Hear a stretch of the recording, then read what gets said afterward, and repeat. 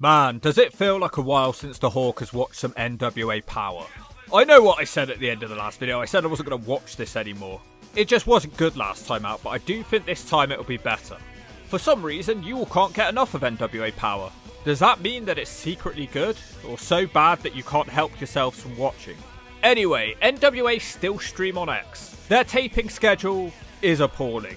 It means your favourite wrestler can disappear from the show for about a month. But not to worry, there's plenty of other big bold boys in the NWA.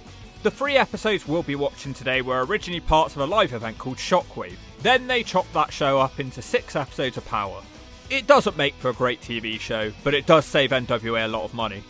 So who's ready to watch something dour? It's NWA Power. The show starts out with Bram, the World Heavyweight Champion, stood on a balcony on fire. He tells us that he's exactly the same as the people watching at home. He is being blackmailed or something by Damien Sandow, who's been showing other wrestlers funny videos of Bram on his phone. We start off with a match for the Junior Heavyweight title with the former TNA wrestler Perk. Oh wait, it's not him. This guy's a UFC fighter called Slade, and the champion is Alex Taylor. Slade quickly puts on the ankle lock to confuse me further, but Taylor makes the ropes. Taylor has a dive blocked as the bean kicks in and Slade throws him overhead. Taylor once again fights off an ankle lock and hits a stun gun. Taylor keeps going with a snap mirror and a neck snapper. Slade's looking frustrated whilst Taylor looks like a goofball. Alex Taylor takes way too long on a dive and Slade rushes up to meet him and he hits a suplex. Why is every move a Kurt Angle move? That causes a double down. When they wake up, Slade hits a nice T-bone suplex and 3 German suplexes in a row. He isn't done though and he looks for one more big one from the top. He can't manage that though. Slade slips out of Taylor's move with a nice pin for a 2 and he hits a high knee strike to stay on top of the match. Slade fires up the crowd by removing his chin strap. Bad move because Taylor rips his headpiece off and boxes his ears and wins with the green whistle. Perk Alexander and Prime Angle would never have lost to this Alex Taylor guy. In the Southern Six clubhouse, 2 men gossip about the wrestlers that they are dating. Something about some of the NWA wrestlers have been sleeping with the same girl. I have no idea why they aired this. I could barely make out what Orlando Jordan was saying, and I don't care what wrestler is sleeping with what wrestler. Oh, lay it on me. I possibly couldn't. Well, I heard from Joe the Janitor, who heard from Molly the Maid, who heard from Allie the Assistant. One of Thrillbilly's favorite girlfriends has been going out and about. No. Yes. Oh, she's going out. Wow. In the ring now, Rufy J and La Rosa Negra will have a match. I complained a couple of videos ago that NWA had forgotten about this feud entirely after Rufy J turned on her former partner from the Caribbean Flow. I guess they didn't forget, we just had to wait 2 months to find out what would happen next. NWA, this is not acceptable, and without a video package, how do you expect anybody to remember why this feud is taking place? The Hawk remembers, because the Hawk always remembers a pretty face. Rufy hits a big kick. This is actually an empty arena match. It's not that different to how NWA shows usually look. Rufy J, which sounds like something you would slip in someone's drink, hits a drop kick to Negra on the apron. Rosa comes back with a dive out of the ring.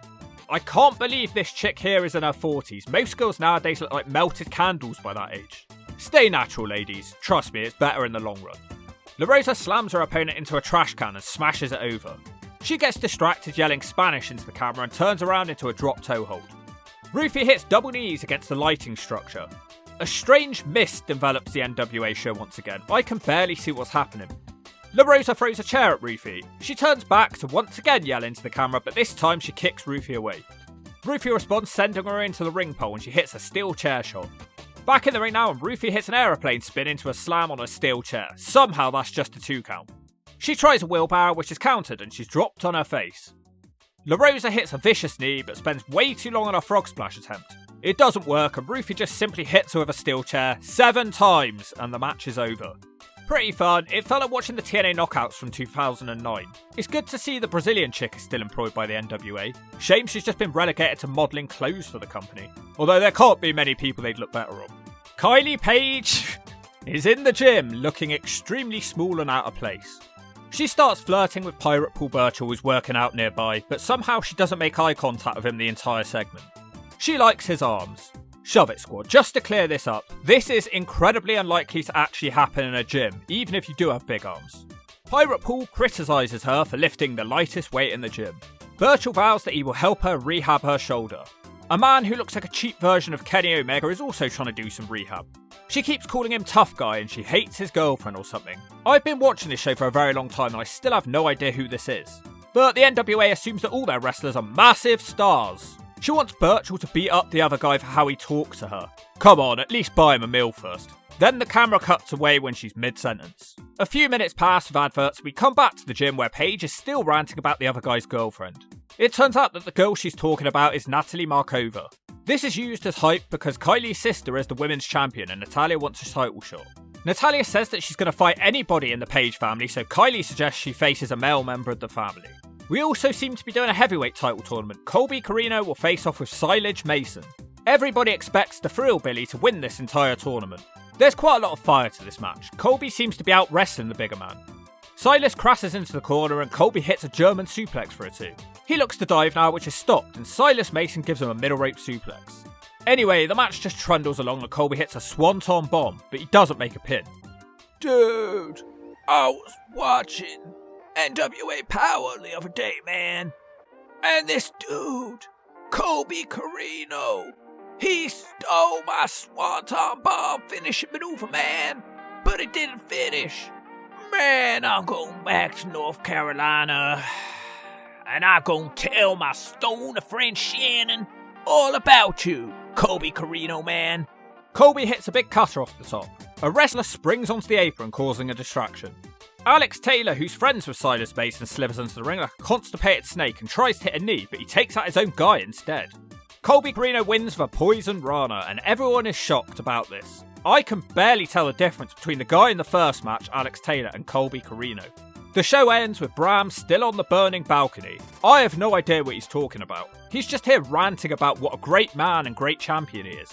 He says it's the end of days for Damien Sandow. I still have no idea why they're feuding and what Damien Sandow has been showing people on his phone. By the way, Sandow, the #1 contender, doesn't even appear on this show due to the horrible taping schedule. Not a bad show, some pretty good matches. Let's check out Show 2. Show 2 is actually the 200th episode of NWA Power. Lots of bragging and backslapping is done about this massive achievement. Well, to be fair, based on what I've seen, it is a bit of a miracle they made it this far. So how does NWA celebrate this massive achievement?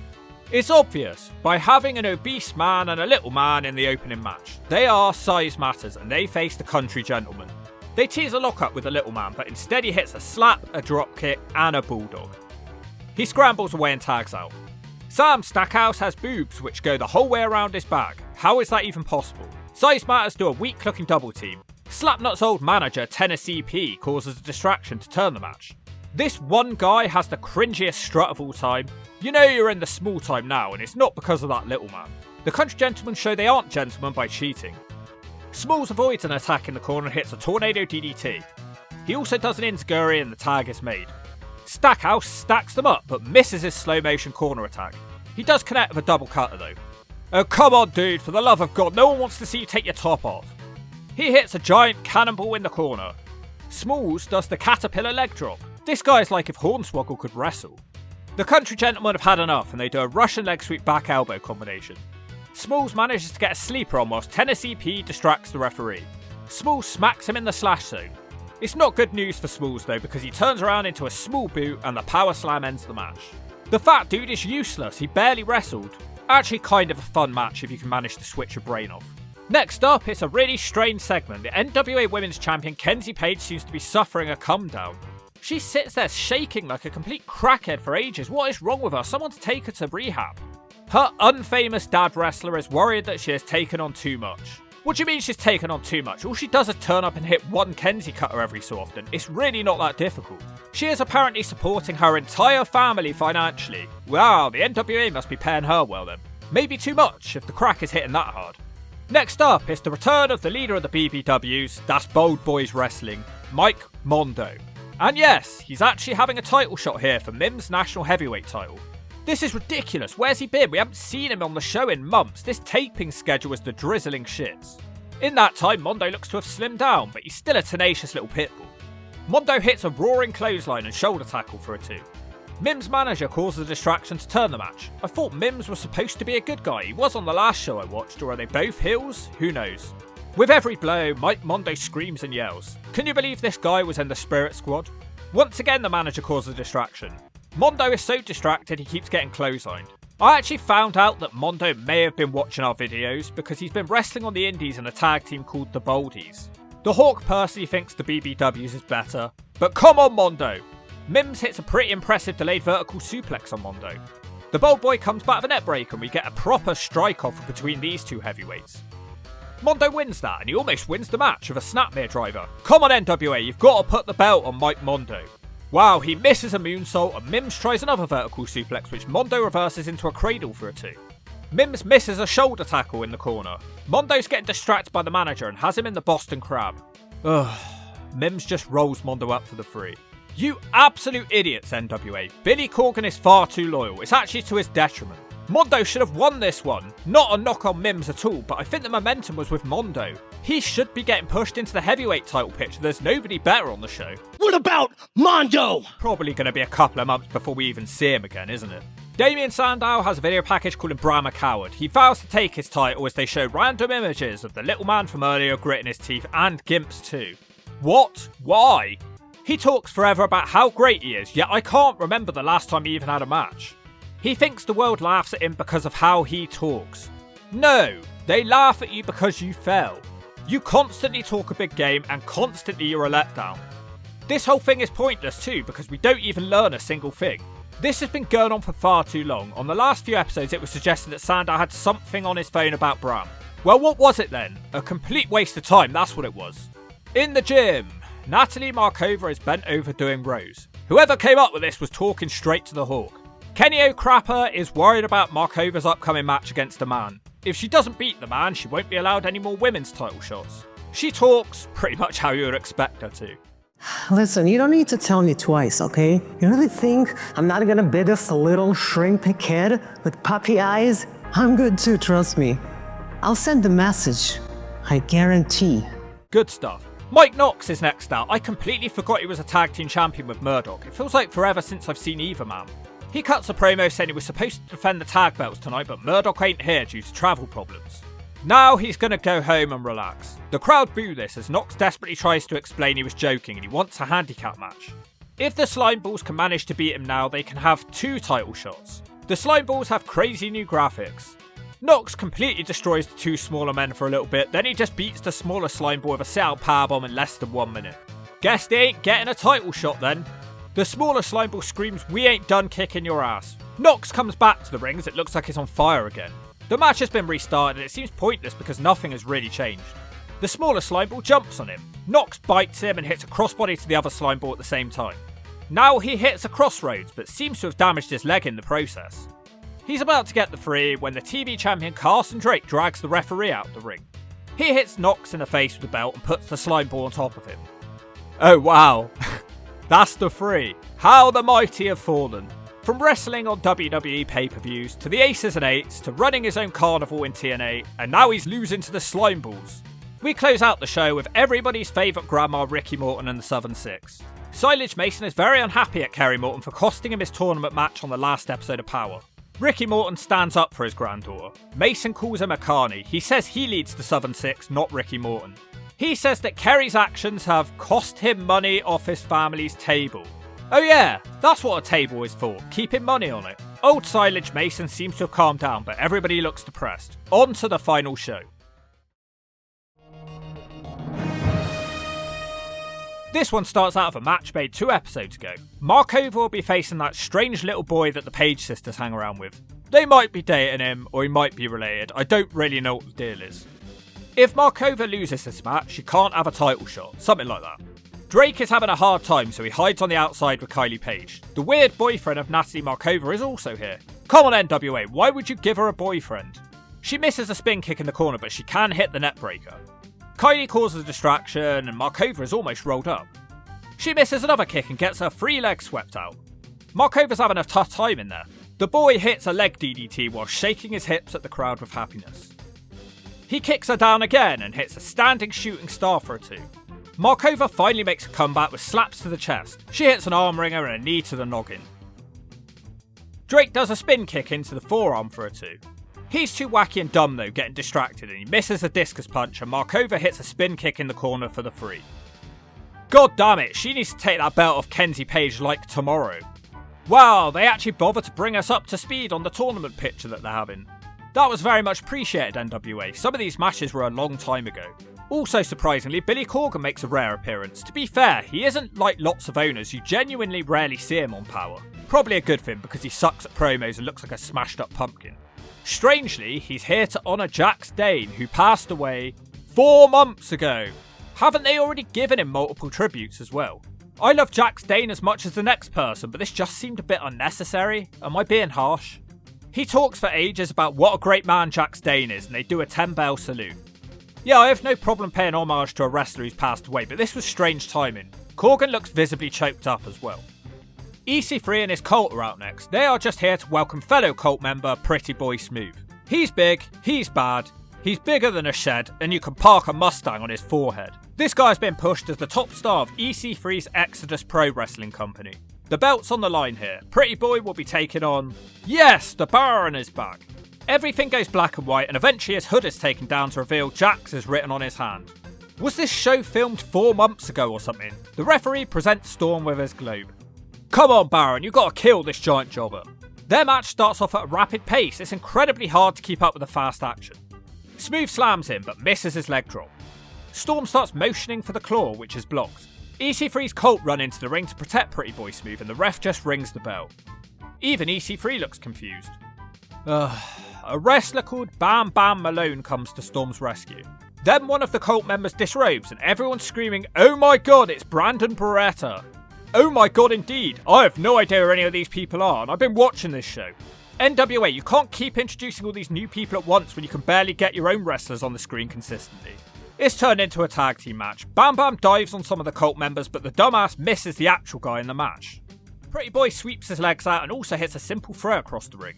Billy Corgan brags about sanctioning the Exodus Pro cult. Bam Bam fights off a bear hug and tags are made. Baron Von Storm makes quick work of Beretta with a Samoan drop. Storm is slightly chubby nowadays, so I don't know how to feel about this one, you tell the Hawk. Pretty Boy is sent out the ring and drop kicked off the apron. Baron Von Storm locks the claw on Beretta as his eyes roll into the back of his head and he passes out from the pure agony. Storm doesn't want to release the hold as everyone pleads with him, and Storm seems to be in a crazy stance. He does calm down eventually when he sees his globe. He's fantastic as always. Damien, Sandow and Doom 2.0 have a promo. Sandow vows that tonight he's going to take the title from Bram. That world title match is next. Damien Sandow challenging for the NWA world title.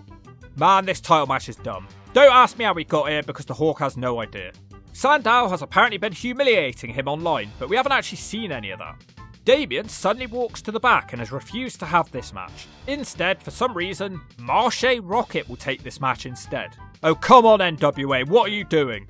As usual, everyone brags about how athletic Marche Rocket is. They've been saying this for years, even in TNA they said it, and I saw precious little evidence of that. You'd think it was Shelton Benjamin the way they talk about him. Bram is thrown out of the ring straight away, and the commentary team said it like it was the most incredible move of all time. A man at ringside has a bag full of signs. Bram is slammed on the ring apron.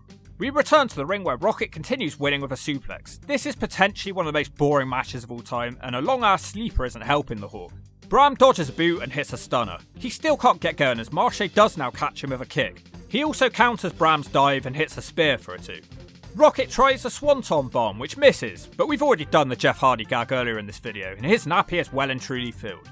Bram tries a Sunset Flip, and then a spear for a double dub. Back on the feet, Bram tries his Powerbomb, which doesn't work, and he's smashed with a dropkick to send him from the ring.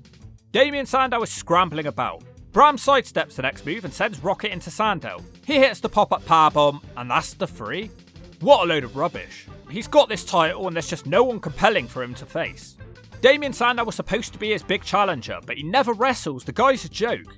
This ain't making me want to see Bram versus Damien Sandow. I barely even understand why they're fighting in the first place.